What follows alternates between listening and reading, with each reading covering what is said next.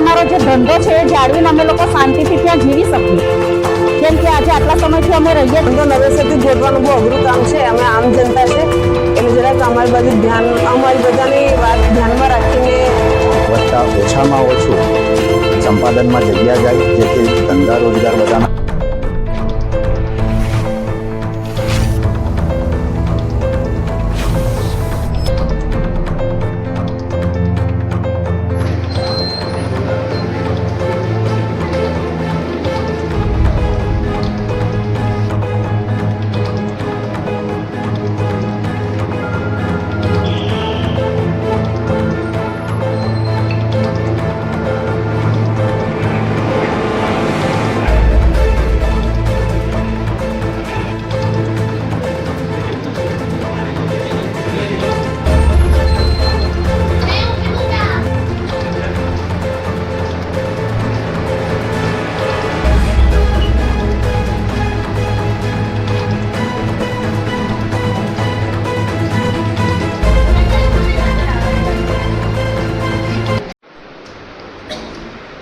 જમીન સંપાદનને લઈને જેટલી કામગીરી છે એની અંદર 3-4 મુખ્ય મુદ્દાઓ, એક ભાવને લઈને છે, બીજું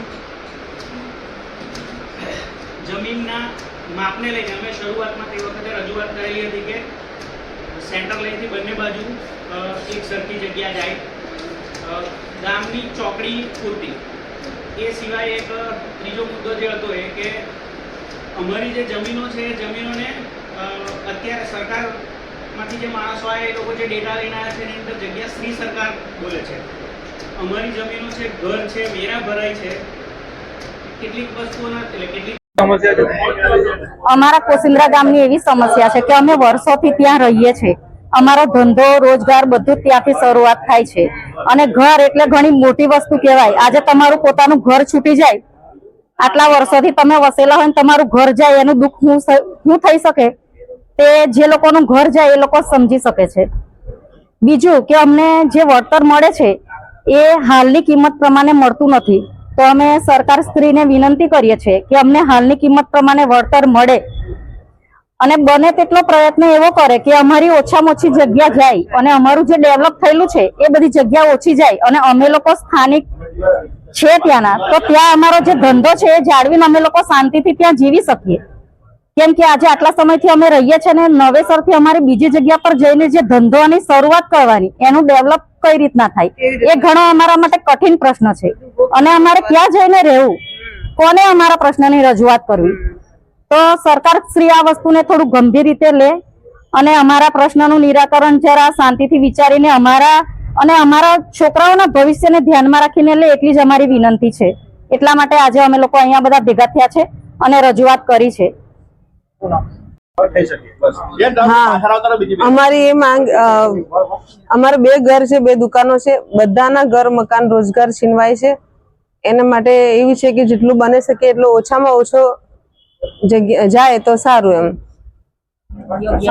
યોગ્ય વર્તન મળે તો સારું। એમ અમારું તો બધું છીનવાય છે, મકાન, દુકાન, રોજગાર, મેન તો રોજગાર જાય, મકાન ચાલો કઈ રોજગાર હો જાય છે। મકાન તો અમે ભાડે હો રહી લઈએ, કઈ વાંધો ના, પણ અમારું રોજગાર છીનવાય છે એમ। એટલે અમારી કેવી રીતે જીવે એમ, ધંધો નવેસરથી ગોઠવાનું બહુ અઘરું કામ છે। અમે આમ જનતા છે એટલે જરાક અમારી બાજુ ધ્યાન, અમારી બધાની વાત ધ્યાનમાં રાખીને ઓછી જમીન જાય એને ધ્યાનમાં રાખો તો સારું। એમ વર્તન હમણાં પ્રમાણે વર્તન જરાક સારું આપો તો અમે પછી આગળનું પણ વિચારી શકીએ, એવી ઈચ્છા છે અમારી। નમસ્કાર, અમે કોસિન્દ્રાના ગ્રામજનો અને NH56માં જેમના સંપાદનમાં જગ્યા જવાની છે, જેમાં મકાન, દુકાન અને ધંધા રોજગાર વાળા બધા જ આજે અહીંયા આવેદનપત્ર આપવા માટે માનનીય શ્રી પ્રાંત અધિકારી શ્રીને આપેલ છે અને એમાં અમારી મુખ્ય માંગો જે છે એ અનુસાર અત્યારે રીસર્વેની અમારી માંગણી છે, વત્તા ઓછામાં ઓછું સંપાદનમાં જગ્યા જાય, જેથી ધંધા રોજગાર બધાના ઓછા છીનવાય, એની પણ અમારી ખાસ માંગણી છે। એ સિવાય અમને 2022 અનુસાર જે કંઈ જંત્રી અને એના પ્રમાણે જે ચૂકવણું કરવામાં આવવાનું છે હજુ આવેલ નથી, પણ જે સંપાદન કરવા માગે છે એ નવી જંત્રી અને હાલમાં 2026ના બજાર ભાવ પ્રમાણે ચૂકવે એવી અમારી માગણી છે. એ સિવાય અમારા ગામમાં વર્ષોથી એક પાણી નિકાલનો પ્રશ્ન છે. જે કોસિન્દ્રા હાઈવે NH અત્યારે છરકે છે ત્યાં ચોકડી ઉપર પાણી ખૂબ ભરાઈ જાય છે. એ પણ સોલ્યુશન એમના સ્ટ્રક્ચરમાં લે એ અમારી માંગ છે.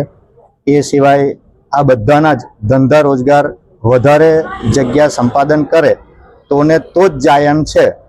તો મિનિમમ જેટલી જરૂર છે એટલું એ સંપાદનમાં લે એવી અમારી ખાસ માંગ છે. અને વળતર નવા પ્રમાણે અને બજાર ભાવ પ્રમાણે આપો એવી માગણી છે. હું જન્મથી કોસિન્દ્રા ગામમાં રહું છું. ત્યાં અમે મારું બાળપણ વિતાવ્યું છે. ત્યાં ભણ્યો છું, મોટો થયો છું. આજે જે NH56 ને જે લાંબો કરવાની, પહોળો કરવાની જે કામગીરી સરકારશ્રી દ્વારા કરવામાં આવી રહી છે તેમાં મારું ઘર જઈ રહ્યું છે, મારું દુકાન જઈ રહી છે, મારા પપ્પા મમ્મીનો ધંધો છીનવાઈ રહ્યો છે. આવા સંજોગોમાં અમારે ગામમાંથી પલાયન કરવી પડે તેવી નોબત છે. એ માટે અમે પડતર માંગણી અમારી જે પૂરી કરવામાં આવે એ માટે અમે પ્રાંત અધિકારી મેડમ સાહેબને એક રજૂઆત આપવા માટે આવ્યા હતા કે અમારી પડતર માંગણીઓ પૂરી કરવામાં આવે, બજાર ભાવે અમને વળતર આપવામાં આવે, ઓછામાં ઓછું સંપાદનમાં લેવામાં આવે અને વળતર અમને એવું ચૂકવવામાં આવે કે અમે બધા ભવિષ્યમાં બીજી જગ્યાએ અમારે હેરી વખત થવું પડે, પલાયન કરવું પડે તો અમારું આગળનું જીવન શાંતિમય સુખમય રીતે. બસ અમારી આટલી પડતર માંગણી માટે અમે આજે અહીંયા આવેદનપત્ર આપવા માટે આવ્યા હતા.